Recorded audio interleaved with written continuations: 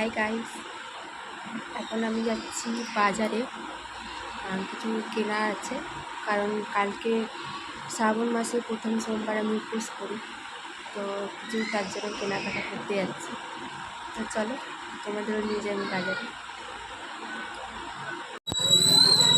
এই হচ্ছে আমাদের বাজার। তো আমরা যাচ্ছি এখন বাজারে কেনাকাটি করতে, দেখি কি নেওয়া যায়। বৃষ্টি হচ্ছে, এই জন্য রাস্তাটা এরকম কাদা কাদা হয়ে গেছে। কোন বেলা?